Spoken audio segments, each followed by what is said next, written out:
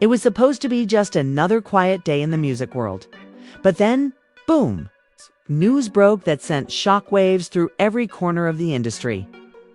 Drake, the global rap icon, had just walked out of a courtroom with the kind of victory nobody saw coming. Not just a win, but a win so big, so game-changing, that insiders are calling it the music industry's worst nightmare. And the whispers? Oh, they're saying this legal battle didn't just shake up contracts and royalties. It ripped the lid off Universal Music Group's deepest, darkest secrets. We're talking hidden deals in smoke-filled rooms, backstabbing boardroom betrayals, and industry power players scrambling to cover their tracks. Fans are stunned, rivals are furious, and even some of Drake's closest allies are questioning whether this was all just a lucky break or a master plan years in the making. But here's the part nobody can wrap their heads around. Moments after the verdict, cryptic messages started appearing on social media, hints, clues, and allegations that go way beyond music. And now the big question is, did Drake just win a court case, or did he just declare war on the entire music industry? Stay tuned, because what you're about to hear changes everything. The courtroom was packed so tightly that even the marble walls seemed to lean in, eager to catch every word. Camera flashes popped like fireworks outside the building. Fans pressed against barricades, chanting Drake's name as if willing him to victory. Inside, the air was thick with tension. On one side, Drake sat flanked by his legal team, calm on the surface, but with a fire in his eyes. Across the aisle, the Universal Music Group lawyers whispered in frantic huddles. Their suits sharp, but their expressions strained, as if they already knew they were standing on the edge of a cliff. For months, rumors had swirled about this lawsuit. Whispers of unfair contracts, stolen royalties, and mysterious missing funds had been floating through the industry like cigarette smoke in a dimly lit jazz bar. But nobody expected the trial to reveal what it did. This wasn't just about money. This was about power, betrayal, and the kind of secrets that could make or break empires. And the most shocking part, the names being dropped in testimony weren't just executives. They were artists, managers, even family members. At one point, a witness, an exam insider with a shaky voice and trembling hands, looked straight at Drake and said, "You don't even know the half of it. They were planning to bury you." The courtroom gasped. Drake's jaw tightened. His lawyer leaned forward, and the judge called for order. The insider continued, explaining how an entire strategy had been drafted to sideline Drake's releases, manipulate streaming numbers, and push rival artists ahead in playlists and award shows. Fans had long suspected bias, but hearing it spoken under oath was like pouring gasoline on an open flame. Backstage in the music world, allies were starting to turn into enemies. Drake's old collaborators were being cornered for statements, some refusing to comment, others suddenly siding with him in public. One producer, known for working with the biggest names in hip-hop, posted on his story, "The truth always comes out." Within minutes, it was deleted, but screenshots were already everywhere. Meanwhile, UMG's lawyers tried to paint Drake as greedy, claiming he'd been given more than fair compensation and that he was now exploiting a loophole to take more control. Drake's lawyer, a sharp-tongued woman in a dark green suit, leaned into the microphone and said, "This is not about greed. It's about justice.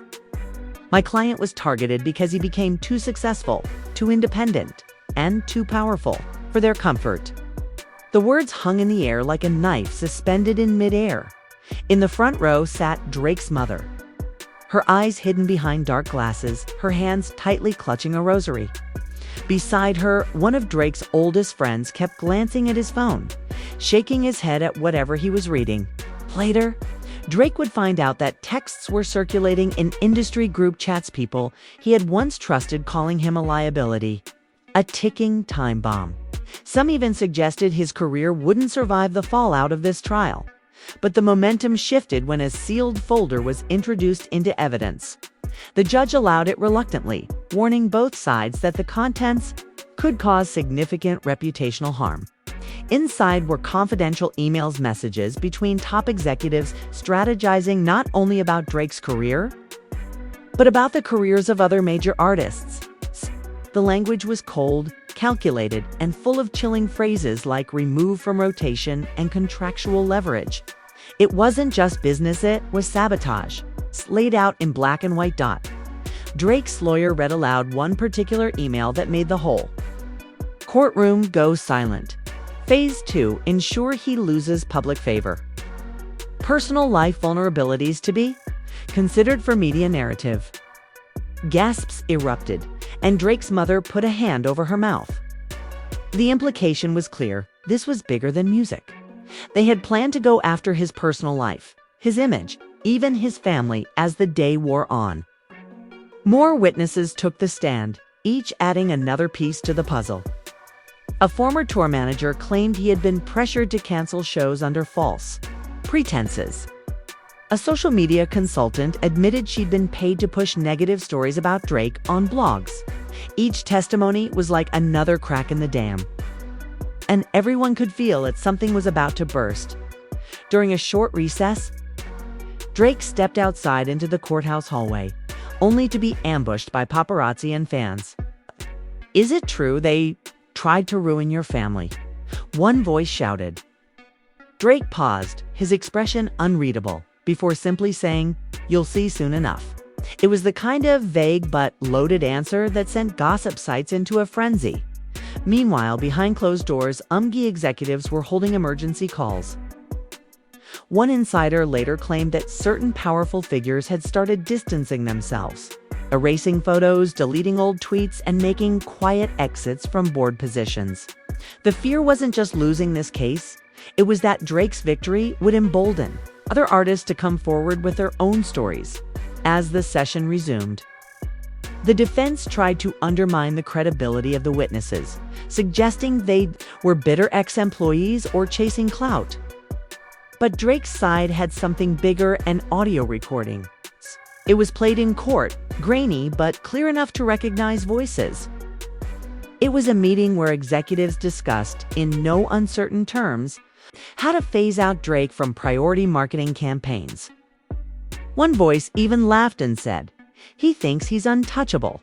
The laughter echoed through the speakers, and you could see Drake's knuckles tighten around the edge of the table. Outside the courthouse, social media was exploding. Hashtags like #Justice for Drake and #UMG Exposed were trending worldwide. Celebrities began weighing in, some cautiously, others boldly calling the trial the beginning of the end for the old guard. A rival rapper tweeted, "Man, they tried to do me the same way. Keep fighting, King." That tweet alone got millions of likes in under an hour. And yet, amidst the growing support, Drake couldn't ignore the sense of betrayal that kept creeping into his mind. He thought about the dinners, the handshakes, the promises from people who were now nowhere to be found. He thought about the nights he stayed in the studio until sunrise, working not just for fame, but to build something lasting. And now he was realizing maybe it never intended to let him keep it. The day ended with the judge announcing that the trial would resume. The next morning, with a key witness whose identity had been kept secret until now. The room buzzed with speculation. Drake glanced toward his lawyer, who simply nodded and whispered, "This is where it gets real." As he walked out, the crowd outside roared, phones held high, flashes blinding him for a moment. He didn't smile, didn't wave, just walked to the waiting black SUV, the weight of the day heavy on his shoulders. Because he knew the person stepping into that witness box tomorrow might not just confirm everything, okay? They might expose something even he wasn't prepared to hear. The morning came heavy with anticipation. News vans lined the street outside the courthouse before sunrise, their cables snaking across the sidewalk like restless serpents. The air was electric, the kind of tension you could feel in your chest. Drake arrived in a tailored gray suit, his expression unreadable. But those eyes looked sharper than they had all week. Fans pressed forward as he walked in, chanting his name. some holding signs that read, "We believe you," and "Fight the system." Inside, the benches were filled with reporters, influencers, and industry insiders pretending to be neutral while their phones lit up with messages from powerful people demanding updates. The judge entered and, without wasting a second, announced that the key witness would now take the stand. The doors at the side of the room opened, and a collective gasp filled the space. Stepping in was none other than Marcus Elliott, a former executive vice president at UMG, who had resigned mysteriously 3 years ago. Marcus was known for being untouchable. He'd worked with nearly every major artist in the past 2 decades. His presence here was a bombshell. He walked to the stand slowly, his gaze steady, and after being sworn in, he took a deep breath. "I left the company," he began, "because I couldn't stomach what we were doing to certain artists." And Drake was at the top of that list. The courtroom went silent, the only sound the faint scratching of pens on notepads. He recounted boardroom meetings where executives referred to Drake as a threat to the machine. He described private memos outlining plans to limit his creative control, manipulate his release dates to clash with bigger pop acts, and funnel promotional budgets toward artists who would play by the rules. But then, Marcus dropped the twist nobody was expecting. "It wasn't just about music," he said, voice steady. They were digging into his personal life. They hired private investigators to watch his movements, to find leverage. They were prepared to use anything's friends, family, old business, deals to control him or ruin him. Drake's mother, sitting in the front row, closed her eyes as if bracing for impact.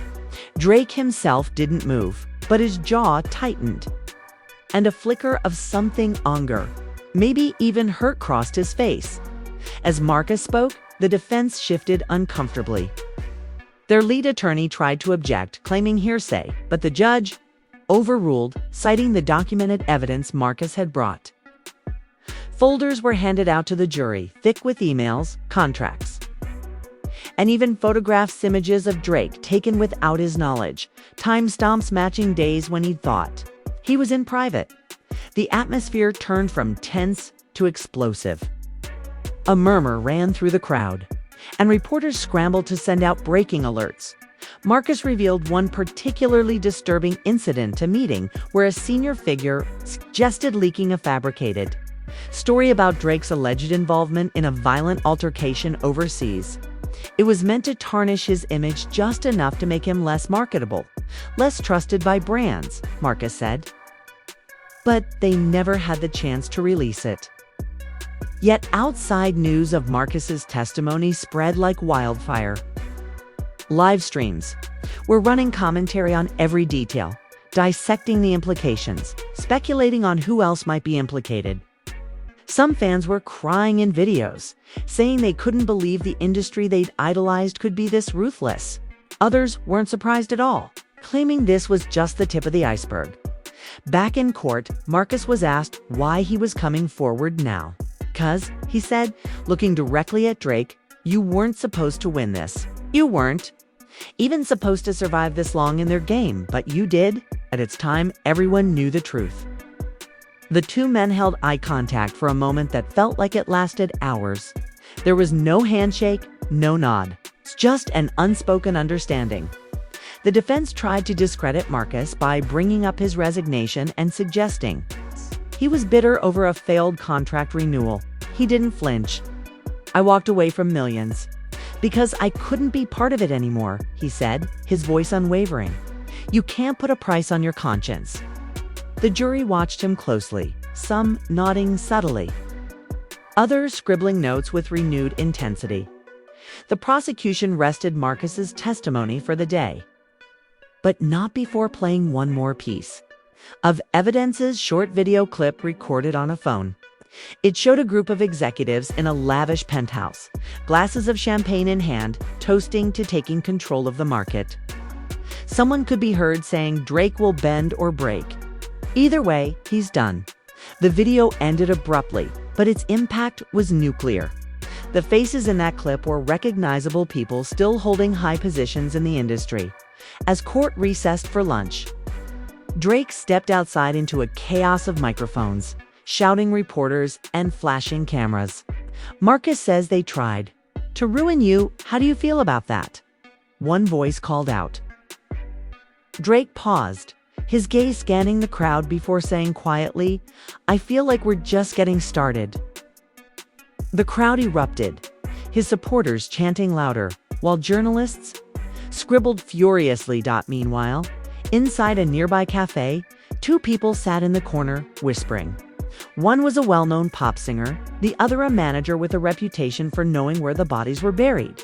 Drake wins this, the manager said, sipping his coffee. Everyone's going to start coming for their contracts. Going to get messy. The singer leaned back, eyes narrowed. Good. Maybe it's about time. Back at the courthouse for the afternoon session, the prosecution brought in another witness, data analyst who had worked for UMG's streaming division. She testified that algorithms had been manually adjusted to deprioritize Drake's songs.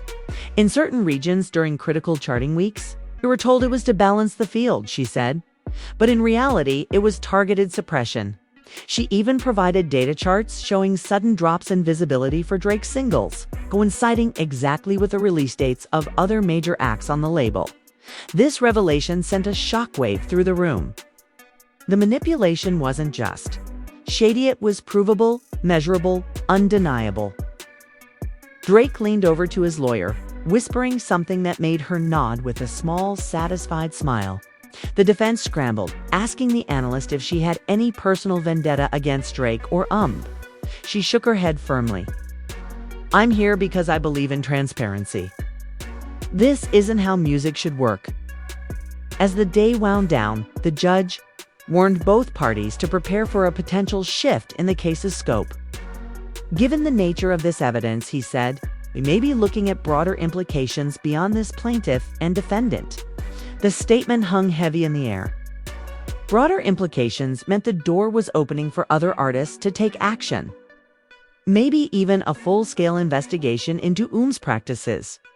Walking out of the courthouse, Drake's team looked energized for the first time in days. His lawyer told reporters, "This case is no longer just about my client. It's about every artist who's been silenced, sidelined, or sabotaged." Behind her, Drake kept his head down, but a small smirk tugged at the corner of his mouth. Not arrogance, but the look of someone who knew the tide was turning. Still, couldn't shake the feeling that something else was coming. The whispers in the hallway, the glances from unfamiliar faces in the gallery. It felt like someone was holding back a card that could change everything. As his SUV pulled away from the courthouse, his phone buzzed with a message from an unknown number. It read, "You think you've seen the worst. Wait until tomorrow." No signature, no context, just a promise. Drake stared at the screen, then out the window at the blur of the city. Tomorrow was another day in court. Tomorrow could bring victory. Or a revelation that would make everything so far look like a warm-up. The city seemed different the next morning, as if the streets themselves knew something big was about to happen. The air was colder, the sky a shade darker, and outside the courthouse, the crowd was bigger than ever. Signs waved above the sea of people, some reading "Truth wins" and others warning "They're watching you." News anchors stood in front of cameras rehearsing their lines while photographers jostled for the perfect shot. Inside, the tension was so thick you could almost hear hearts beating. Drake walked in, flanked by his team, the phone in his pocket, still holding that cryptic message from the night before. He hadn't replied. He didn't know if it was a warning, a threat, or just another mind game, but it was haunting him, gnawing at the back of his thoughts as he took his seat. The judge called for the proceedings to begin, and immediately the prosecution announced a surprise witness. Gasps rippled through the room as the doors opened, and in walked Renee Carveron, investigative journalist known for her relentless exposes on corporate corruption. She had never been publicly connected to this case, and yet here she was, striding to the witness stand with a stack of folders in her arms. Once sworn in, Renee wasted no time. "Over the last 6 months," she said, I've been investigating the systemic sabotage of artists by major labels.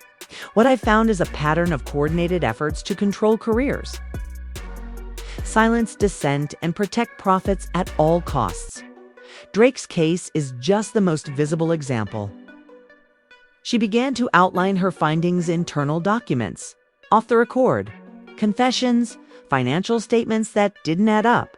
But then she revealed the part that made Drake's stomach tighten. During my investigation, she said, I discovered a shadow network of private contractors hired by label executives. Their job was to collect damaging information, not just on artists, but on their families, friends, even romantic partners. Drake, you were one of their primary targets. She produced photographs grainy, taken from a distance showing Drake in private moments, leaving a restaurant with his son, visiting a childhood friend, even sitting alone on a balcony. These were not paparazzi shots, she explained. These were taken for leverage, to be used if you ever became too difficult to control. Drake's lawyer objected, but only to ensure the photographs were sealed from public release. The judge agreed, but the impact was already made. Murmurs ran through the crowd, and Drake's mother, seated in the front, reached for her son's hand. He didn't look at her, but he squeezed her fingers just enough to let her know he was listening. Renee wasn't done. She revealed that in the weeks leading up to the trial, she had received anonymous tips about a final move the label had planned up. Scandals so damaging it could end Drake's career overnight. They called it Operation Fade, she said. It was designed to frame him in a way that would make him untouchable in the industry. But before they could execute it, the lawsuit was filed and everything went into chaos. The defense tried to paint her as an opportunist chasing fame. But Renee calmly countered every accusation, her voice unwavering. She produced voice messages from a former security contractor admitting he'd been paid to follow Drake for months. I don't know what they were planning, the voice said in the recording, but it wasn't good. Outside the courtroom, the revelations were sending shockwaves through the music world. Fans were rallying online, demanding accountability from the label. Hashtags like #OperationFade and #IndustryDirtyTricks were trending, and even artists who had previously stayed silent were beginning to speak out. One posted a cryptic message. I told you years ago. Now you see, inside, the prosecution shifted their strategy, using Renee's testimony to push for broader evidence disclosure. The judge reluctantly agreed, ordering UMG to provide additional internal communications. The defense protested, but their arguments sounded weaker with each passing hour. Then came the twist that nobody in the room saw coming. Renee requested permission to play an audio file she had obtained just days earlier. After a tense pause, the judge allowed it. The recording began with the sound of clinking glasses, laughter, and then a familiar voice, one that made Drake's heart drop. It was someone he knew, someone close. We'll give him enough rope to hang himself, the voice said casually. He's too arrogant to see it coming. It was no executive, wasn't even a label employee. It was a friend from Drake's own inner circle. The room froze.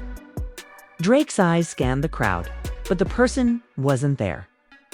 His lawyer leaned in, whispering something urgent, but he barely heard it. His thoughts were spiraling. Betrayal from the outside world was one thing, betrayal from inside was something else entirely. The judge called for order as the prosecution confirmed. They were investigating the identity and role of this friend in the wider scheme. But for Drake, the damage was already done. He wasn't thinking about legal strategy anymore. He was thinking about every conversation, every shared secret, every smile that now seemed fake. Court adjourned for the day, but Drake didn't head straight for the SUV. Instead, he slipped out a side exit, walking quickly down the street until the noise of reporters faded. His phone buzzed again, another message from the same unknown number. This time it read, "Now you know. Tomorrow, you'll know everything." Words made his skin crawl. Tomorrow was the final witness day before closing arguments. Tomorrow was when, according to everyone in the gallery, the case would either solidify into a landmark victory or collapse under the weight of doubt. That night, Drake sat in his hotel suite, the city skyline glowing beyond the glass. He poured himself a drink and replayed the audio of his friend's voice over and over. He thought about calling them, demanding answers. But what would it change? Trust, once broken, doesn't come back the same. Meanwhile, in a penthouse miles away, a group of executives sat in silence, watching the day's coverage on a large screen. One of them muttered, "He's not supposed to make it to closing arguments." Another replied, "Then make sure he doesn't." Morning broke with a strange stillness, as if the city was holding its breath. Outside the courthouse, the crowd was restless, shifting from foot to foot, eyes darting toward the doors. Rumors were spreading like wildfire. Some said Drake's final witness would be another industry insider. Others claimed it would be someone from his personal life. Nobody knew for sure, but everyone felt it today would change everything. Drake arrived quietly, stepping out of the SUV without a word, his face a mask. Inside, the air felt heavy, like a storm was about to break. He sat down at the plaintiff's table, his hands clasped together. The messages from the unknown number still sitting on his phone. "The last one tomorrow, you'll know everything," echoed. In his mind, the judge entered, and the prosecution called their final witness. The doors opened, and the sound of heels clicking against the floor filled the room. Gasps rippled through the crowd as a woman stepped inside. It was Leah, a former publicist who had been part of Drake's inner circle for years. She had vanished from the spotlight 2 years ago under mysterious circumstances, leaving behind only unanswered questions. Drake's eyes narrowed, a flicker of recognition and suspicion passing through them. She avoided his gaze as she took the stand. After being sworn in, she leaned toward the microphone. "I was part of it," she said softly. The courtroom went silent. "I worked with the label on what they called Operation Fade. My job was to plant stories in the press, leak selective information, and monitor his personal relationships. I justified it to myself at the time, told myself it was just business. But it wasn't. It was personal. They wanted him broken." Every word felt like a blade. Drake stared at her, his jaw tight, but he didn't interrupt. She went on, describing meetings where strategies were laid out in meticulous detail, how to push certain narratives, how to exploit moments of vulnerability, how to make the public turn against him. She admitted to being the source of a rumor that had haunted Drake for months, one that had cost him a major endorsement deal. The defense tried to pounce, suggesting she was lying to save herself from potential legal trouble. But then Leah produced evidence, emails, invoices, and payment records tying her directly to the executives behind the plan. "They paid me to betray someone I considered family," she said, her voice cracking for the first time. "And I took the money." The prosecution asked her why she was testifying now. She took a deep breath. "Because he deserves to know who was really behind it. And because I couldn't live with it anymore." She glanced at Drake, tears in her eyes. "I'm sorry." The apology hung in the air like smoke. Drake didn't respond, kept his gaze fixed on the table, the muscles in his face unreadable. Outside the courthouse, reporters were already calling it the most shocking testimony of the trial. Fans were divided, some condemning Leah for her betrayal, others praising her for coming forward. But the drama wasn't over. The court prepared to break for lunch. The judge announced that due to the new evidence, additional witnesses could be called if needed. The defense erupted in protest, but the decision stood. And then, in a move that stunned everyone, Drake's lawyer requested to call one more person whose name had been kept sealed until now. When the name was read aloud, the gallery collectively gasped. It was Jonathan Reed, a senior vice president still working at UMG, a man known for his charm and ruthless efficiency. Nobody expected him to testify against his own company. Yet minutes later, he walked in, expressions stoic, and took the stand. Under oath, Jonathan confirmed much of what had already been said, but then dropped a revelation that shifted the room's energy entirely. "Operation Fade," he said, wasn't just about Drake. It was a test run. They planned to use the same tactics on other artists, anyone who pushed for more control over their work or questioned the system. The courtroom erupted. The judge banged his gavel for order. Jonathan went further, revealing that a secret committee within the company had been making decisions on which careers to build and which to quietly dismantle. Based not on talent or sales, but on compliance. If you played along, you thrived, he said. If you didn't, you were erased. His testimony was the final blow. The defense looked rattled, their arguments deflating like punctured balloons. The prosecution rested, confident that the jury had more than enough to see the truth. When the judge called for closing arguments, the next day, the energy in the room was unlike anything before. Drake's lawyer spoke passionately about the need for accountability, about the right of every artist to create without fear of sabotage. This is not just about one man's career, she said. This is about an entire industry that has operated in the shadows for too long. The defense tried to frame the case as a personal dispute blown out of proportion. But their words rang hollow after the mountain of evidence presented. The jury watched them with cool, detached expressions as the court adjourned for the final time before deliberations. Drake stepped outside to a wall of cameras and microphones. He didn't give a speech. He didn't answer questions. He simply looked out at the sea of faces, some cheering, some jeering, and walked away. The weight of everything that had come out hung heavy in the air. That night, alone in his hotel room, he finally opened the messages from the unknown number again. There was one more waiting for him, sent just minutes earlier. It read, "You've exposed them. Now watch who comes for you next." Drake stared at the message, the glow of the phone screen lighting his face. Somewhere in the city, people were celebrating what they saw as his inevitable victory. Others were already planning their next move. And in that quiet moment, he knew this. Courtroom battle might be ending, but the war was only just beginning. As the gavel fell for the final time that week, the courtroom emptied into a storm of flashing cameras, urgent headlines, and breathless commentary. The jury's decision was still days away, but the world was already divided. Some saw Drake as the hero who had finally dared to challenge the machine. Others whispered that he had made enemies too powerful to survive. In industry offices across the globe, contracts were being reviewed. Meetings were being held in hushed tones, and certain high-level executives were quietly disappearing from public view. But for Drake, the silence after the chaos was deafening. He had pulled back the curtain on an empire that thrived in darkness, and in doing so, he had lit a fire that might never go out.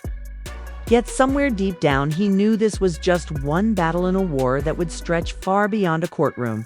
And now the story is in your hands. You've heard the testimonies, the betrayals, the confessions that shook the music industry to its core. You've seen how far power will go to protect itself, and how high the stakes are when someone decides to fight back. So here's the question: if this is what came out in one trial, what else is still hidden? What other stories have been buried, waiting for the right moment to explode? If you've been shocked, if you've been moved, or if you believe the truth needs to be heard louder than ever, then make sure you're part of this conversation. Hit that like button to push this story further. Subscribe so you're here when the next chapter breaks. And drop your thoughts in the comments. Whose side are you on? And what do you think will happen next? Because one thing's for certain, this isn't the end. It's only the beginning.